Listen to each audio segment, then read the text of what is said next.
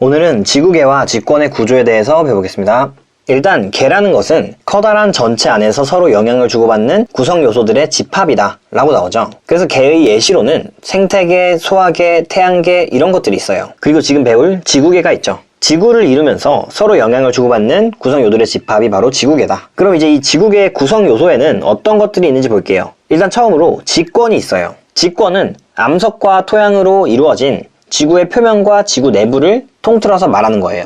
그래서 직권의 역할로는 생명체에게 서식처를 제공해주죠. 그리고 외권을 제외하고는 지구계에서 가장 큰 부피를 차지한다. 그리고 대부분 고체 상태로 이루어져 있다 라는 특징이 있죠. 다음으로는 수권을 볼게요. 수권은 바다, 강, 빙하, 지하수 등 지구에 있는 물들을 다 포함한다고 보면 되겠죠. 그리고 바다가 수권의 대부분을 차지한다. 그리고 지구 표면의 약 70%를 덮고 있다 라고 나오죠. 그리고 이제 기권을 볼게요. 기권은 지구를 둘러싸고 있는 대기이다. 그리고 여러가지 기체들로 이루어져 있죠. 제일 많이 있는 거는 질소, 그리고 산소가 있겠죠. 그리고 생물의 호흡과 광합성에 필요한 기체를 제공한다. 호흡에 필요한 기체는 산소죠. 그리고 광합성에 필요한 기체는 이산화탄소죠. 다음으로 기권에 의해서 비랑 바람 같은 기상현상이 일어난다. 그리고 생물권, 생물권은 말 그대로 사람을 비롯한 지구에 살고 있는 모든 생물을 뜻한다. 그리고 직권, 수권, 기권에 걸쳐서 넓게 분포하죠. 마지막으로 외권, 기권의 바깥 영역인 우주 공간을 외권이라 하죠. 우주라서 지구랑 상관이 없을 거라고 생각할 수 있는데 우리 지구는 항상 태양으로부터 에너지를 얻고 있죠. 그래서 상호작용이 존재한다.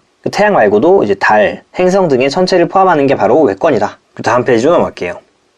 이제 지구 내부를 어떤 식으로 조사하는지에 대해서 나오는데 직접적인 방법이 있고 간접적인 방법이 있어요. 그래서 직접적인 방법으로는 시추가 있죠. 직접 땅을 파고 들어가는 거예요. 오른쪽 그림에 보면은 직접 땅을 뚫어서 파고 있죠. 그래서 이렇게 뚫어버리는 게 시추고, 다음으로는 화산의 분출물을 조사하는 거예요. 화산이 폭발할 때 지구 내부에 있는 물질들이 나오게 돼요. 그러면 그 물질들을 조사하는 게 바로 이 방법이다. 그런데 이런 두 가지 방법에는 확연한 한계가 있어요. 바로 조사할 수 있는 범위예요. 수백 킬로미터까지 알 수 있다는 거예요.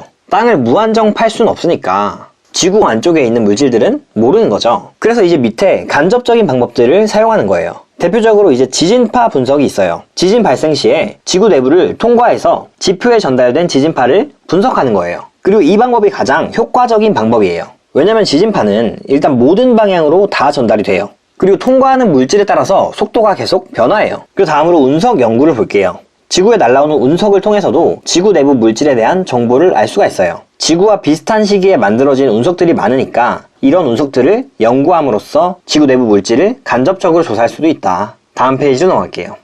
이제 지구 내부 구조에 대해서 볼게요. 일단 가장 바깥층에 지각이 있고 그 안쪽에 멘틀이 있고 그 안에 외핵, 내핵이 있죠. 그리고 지각과 상부 멘틀이 나와 있는 오른쪽 그림을 볼게요. 지금 눈에 띄는 것이 해양 지각은 되게 두께가 얇은데 그에 반해서 대륙 지각은 두께가 좀 두꺼운 편이죠. 그래서 이런 특징들을 잘 봐주면 좋을 것 같아요. 그리고 이제 각 층의 특징에 대해서 한번 볼게요. 일단 제일 위에 있는 지각에 대해서 볼게요. 지표에서부터 지각과 멘틀의 경계인 모면까지가 이제 지각인데 일단 당연히 땅 부분이니까 고체 상태예요. 그리고 단단한 암석으로 이루어져 있다. 그리고 두께가 가장 얇죠. 대륙 지각 같은 경우는 약 35km 정도까지의 두께를 갖고 있고 해양 지각은 약 5km 정도의 두께가 된다. 그래서 두께는 대륙 지각이 더 큰 편이다. 그러나 이 지각은 멘틀, 외핵, 내핵에 비해서는 굉장히 얇은 수준이죠. 그리고 또 대륙 지각의 특징은 화강암질 암석으로 구성되어 있고 해양 지각은 현무암질 암석으로 구성되어 있다는 것도 알아주면 좋을 것 같아요. 그리고 모호면은 아까 전에 말씀드렸듯이 지각과 멘틀의 경계면이다. 다음으로 멘틀은 약 2,900km까지라서 두께가 굉장히 두껍고 가장 큰 부피를 차지한다고 나왔어요. 그리고 지각보다 무거운 암석으로 이루어져 있다. 상태는 고체예요. 지각에서 내핵으로 갈수록 계속 무거워진다고 생각하면 돼요. 왜냐면 밀도가 큰 물질이 아래로 가라앉기 때문이죠. 그래서 아래로 갈수록 밀도가 커지고 무거워진다. 그리고 다음으로 외핵이 나오죠. 외핵은 직권에서 유일하게 액체로 추정되고 있어요. 온도가 굉장히 높아서 다 녹아버린 거죠. 그리고 철과 니켈 같은 무거운 물질로 이루어져 있다. 다음으로 내핵을 볼게요. 내핵도 온도가 굉장히 높지만 여기서는 고체예요. 왜냐면 압력도 굉장히 높아서 물질들이 엄청나게 뭉쳐질 수밖에 없기 때문에 그래요. 그래서 마찬가지로 철과 니켈 같은 무거운 고체 물질로 이루어져 있다. 그래서 오늘 수업은 여기까지고 영상이 유익하셨다면 구독 눌러주시고 좋아요 눌러주시면 감사하겠습니다.